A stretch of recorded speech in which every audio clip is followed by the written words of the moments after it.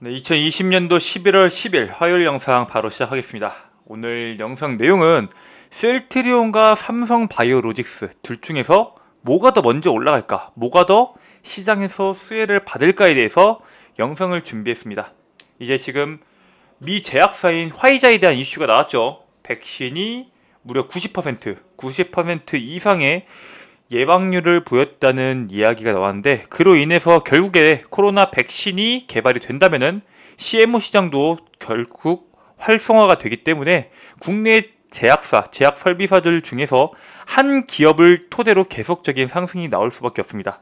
그래서 앞으로 셀트리온과 삼성바이오로직스 둘 중에서 뭐가 더 좋을지, 거기에 대해서 집중적으로 영상을 준비했습니다.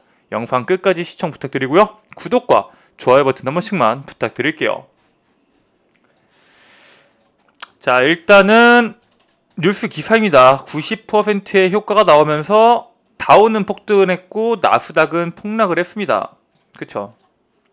사실 이 나스닥이 폭락했다는 것 자체가 지금까지 기존의 기술주들이 얼만큼 많이 올랐는지 거기에 대해서 이야기를 해주는 것 같고, 쭉 보면은 사실 내용 자체가 굉장히 다이나믹합니다. 임상 실험에 대한 중간평가이지만 매우 고무적이다. 홍역은 93%인데 임상에서 90% 이상의 예방률을 보였다. 자, 근데 백신이란 것 자체가 시간이 지날수록 바이러스가 변질되겠죠. 즉, 이 백신 자체가 당장 평생 한 번 예방하면 평생 가는 게 아니라 길면 1년, 짧으면 6개월까지밖에 안 갈 수도 있지만, 이번에 나온 결과에 따르면은 이 백신의 유효가 거의 1년 가까이 간다는 이야기가 나왔습니다. 또 이 제약에 대한 이슈가 단발적인 게 아니라 향후 주요 이벤트가 몇 주 동안 나올 것으로 예상이 된다. 이런 이야기가 나왔고, 결국에 현재 임상 선상에 돌입한 백신이 5개이고 화이자와 함께 모더나도 연내 긴급 사용 승인을 받을 것으로 가능성이 높다고 알려져 있다. 즉, 앞으로 12월 달까지 계속해서 코로나 치료제 관련주들이 이슈가 터질 것이고, 국내에서 여러분들께서 기억이 난다면은 신풍제약이나 부강약품, 신일제약 같이 치료제 관련주들도 같이 상승해 줄 가능성이 굉장히 높습니다. 그래서 그 중에서 우리가 무엇에 더 집중해야 되는지 말씀을 드리겠습니다.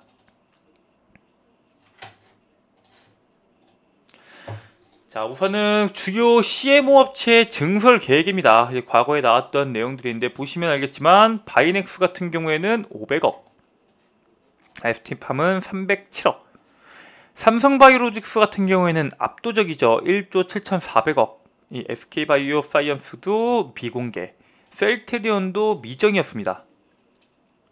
삼성바이오로직스 같은 경우에는 이 수주에 대한 규모가 굉장히 높습니다. 아스트라제네카, GSK, 스위스 제약사 등 다 합치면은 거의 조단위죠. 그렇기 때문에 이 CMO 업체에 대한 증설이 굉장히 컸습니다. 그렇다면은 셀트리온 같은 경우에는 증설 계획이 어느 정도인지 한번 체크를 해볼게요. 셀트리온 헬스케어고 셀트리온입니다. 자, 보시면 알겠지만 설비 투자에다가 1,460억 원을 투자했습니다. 올해만. 그리고 여기서 가장 중요하게 체크해야 되는 게 바로 이 프리캐시 플로우죠. 과거와 달리 올해 특히나 현금 자산이 잉여 자금이 굉장히 많이 남았습니다. 전년도나 전전년도와 달리. 그리고 내년에는 미약하지만 조금이라도 더 늘 수 있다는 것을 알 수 있죠. 그리고 이것뿐만 아니라, 자, 그리고 주목해야 될 게 당기 순이익이 거의 2배 가까이 늘었습니다. 엄청나게 크게 상승을 했죠. 그리고 자산 상각비 같은 경우에는 설비 투자가 계속해서 증가했던 만큼 당연히 금액대가 늘어날 수밖에 없습니다. 일단 이 기업, 셀트리온에 대한 기업에 대한 기대감은 아직 살아있습니다. 왜냐? 내년에도 불구하고 계속해서 단기 순이익이 계속해서 늘어날 전망이죠. CMO 시장은 계속해서 커질 겁니다. 왜냐?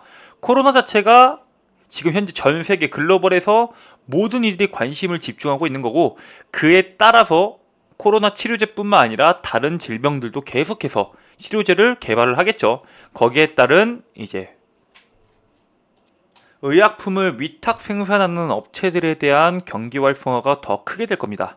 그리고 다만 여기서 우리가 주목해야 될 점은 두 가지가 있어요. 사실 국내 시가총액 3위인 삼성바이오로직스와 7위인 셀트리온,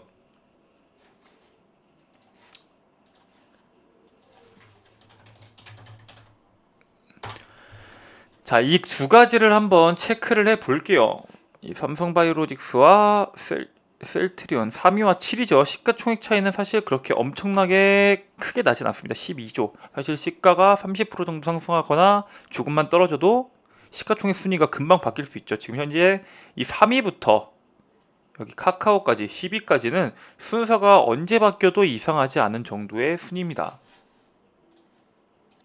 다만 여기서 주목해야 되는 거는 삼성바이오로직스 같은 경우에는 정말 말 그대로 위탁 생산 CMO 대장주예요. 셀트리온 같은 경우에는 백신 개발과 CMO를 동시에 하고 있죠.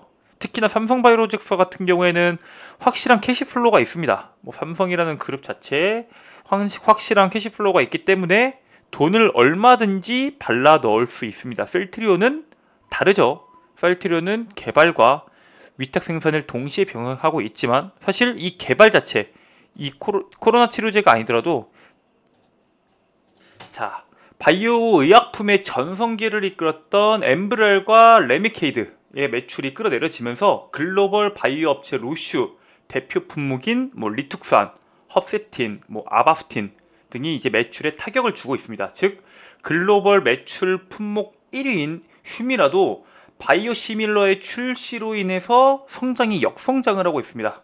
자, 바이오시밀러 같은 경우에는 항체 바이오시밀러의 전망이 훨씬 더 밝습니다. 과거와 다르게 이 항체 바이오시밀러에 대한 일단은 셀트리온의 강점을 생각해 보면은 일단 이번에 셀트리온 합병 같은 경우에는 개발과 생산을 담당하던 셀트리온이랑 셀트리온 제약과 글로벌 판매를 담당하는 이 셀트리온 헬스케어가 하나가 되면서 과거에 이 불필요했던 비용 자체를 줄이고 수익성 자체를 긍정적으로 이제 올릴 수 있는 굉장히 좋은 기회가 되겠죠. 반면 삼성 바이오로직스 같은 경우에는 주가 자체도 굉장히 좋습니다. 왜냐? 아까 보여드렸던 내용과 마찬가지로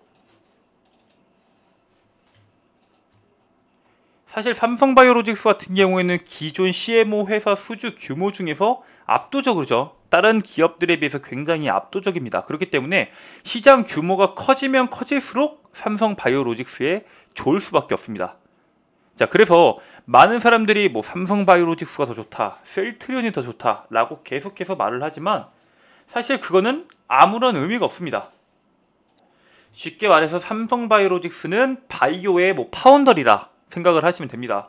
과거에 뭐 이 반도체 파운더리로 성공했던 기업인 뭐 TSMC의 성공 사례를 그냥 그대로 바이오 사례에 이식을 한 거기 때문에 삼성바이오로직스는 바이오의 파운더리라고 생각을 하시면 되시고 셀트리온은 개발에 주력을 하고 있고 CMO도 같이 병행을 하고 있는데 둘 다 굉장히 성공적이기 때문에 사실 이 두 가지를 한 선상에서 이 CMO 선상에서만 본다면은 분명 삼성바이오로직스가 좀 더 높겠죠. 다만 뒤에 받쳐주는 매출로 체크를 했을 때는 셀트리온도 충분히 긍정적인 모습을 보여주고 있다는 것을 여러분들께서 아셔야 됩니다.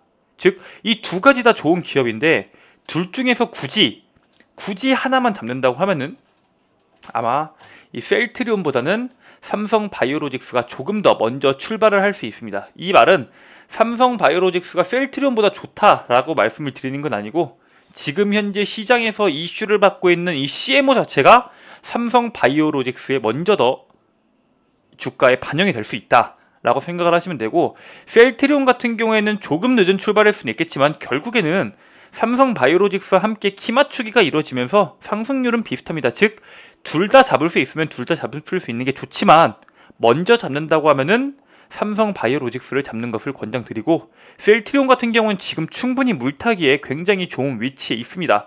사실 이 코로나 치료제나 아니면 이 바이오에 대한 관심이 죽었음에도 불구하고 다른 기업들보다 삼성바이오로직스와 셀트리온 같은 경우에는 하락폭이 굉장히 적죠.